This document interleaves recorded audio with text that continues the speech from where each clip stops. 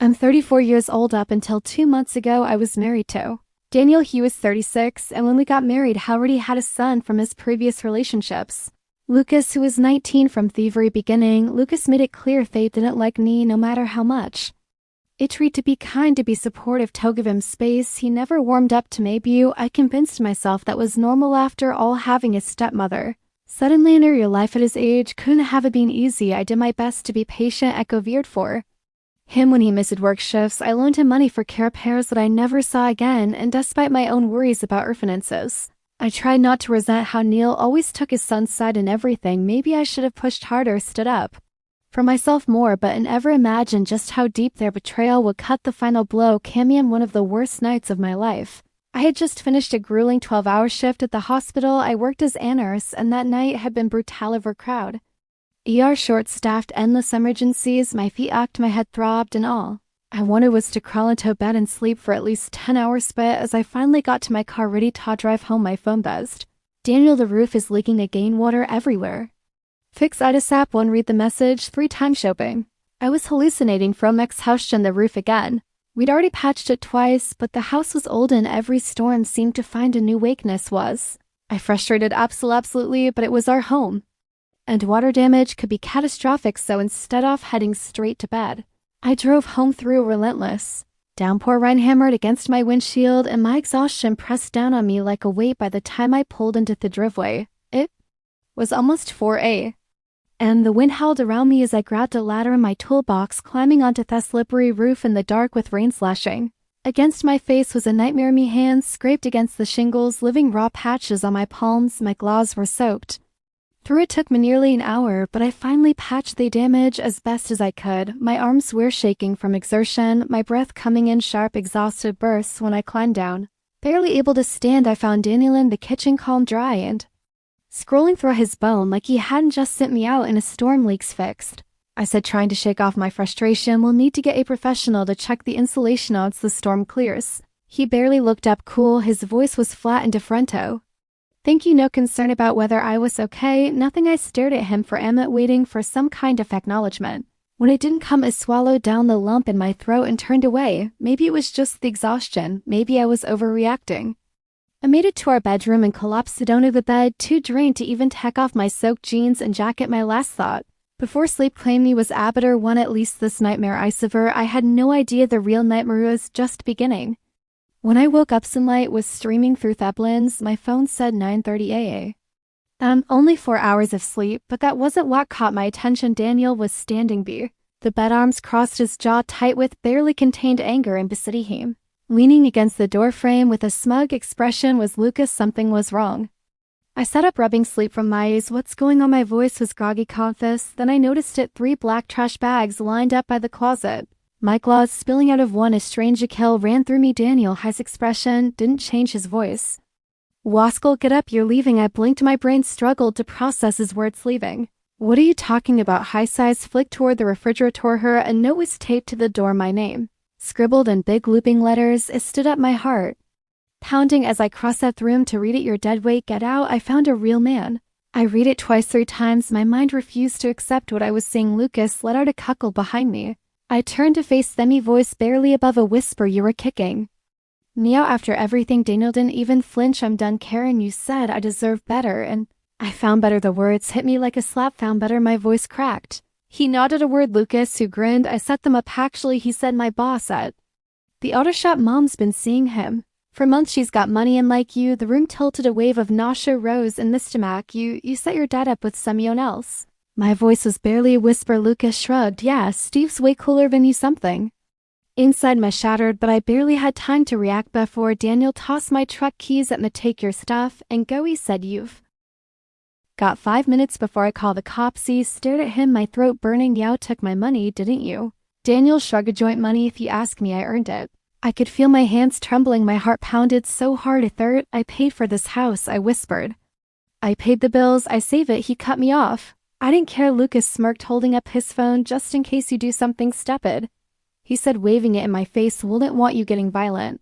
I clenched my fists. I wanted to scream. I wanted to fight, but I knew what they were doing. They wanted me to lose control. They wanted an excuse to call the police. So instead, I did the only thing I could. picked up the trash bags with shaking hands. I walked out, and as the door slammed behind me, I realized I had just persevering. The weight of guilt settled heavily on Linda's shoulders, no matter how much she tried to justify what had happened with her boss, Mr. Callahan. She couldn't escape the gnawing feeling that she had crossed a line that could never be undone. She had built a life with Daniel, a life filled with love, trust, and shared dreams, but now that foundation was crumbling beneath her feet. She found herself in a cycle of regret, yet the forbidden thrill of what she had done lingered in the back of her mind. Complicated endeavoring tea at home, Daniel had started to notice the shift. Linda was more withdrawn, her usual warmth replaced by a distant coldness. He watched as she hesitated before responding to his questions, as if weighing each word carefully. The way she clutched her phone tightly, how she suddenly took longer shifts at work, all of it sent an unsettling feeling through him. Is everything okay?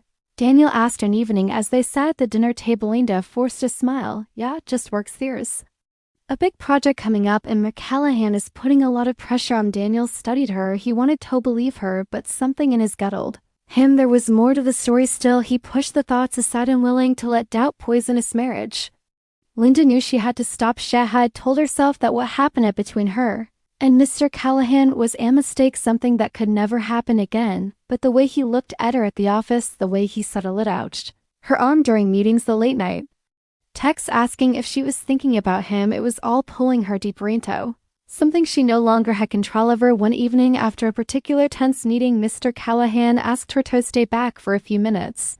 The office was nearly empty, and Linda's heart pounded as she stood in his presence. You've been avoiding me, he said, his tone laced with amusement. I'm just trying to focus on work, she replied, keeping her voice firm. He stepped closer. Are you sure that's the only reason? Linda swallowed hard. She wanted to say no, to walk away, but her body betrayed her. She was caught in a storm of emotions, desire, guilt, fear. This isn't right, she whispered. Then tell me to stop, challenged, but she didn't. Daniel was one to ignore his instincts. He knew his wife knew when something was wrong, and Linda was acting differently. It wasn't just the longer hours at work or the way she avoided his touch. It wasn't a thing deeper. One night, while Linda was in the shower, Daniel noticed her phone buzzing on the nightstand. He hesitated, knowing it wasn't right to go through her messages, but the unease in his gut pushed him forward. He picked up the phone. The screen displayed a message from an unknown number.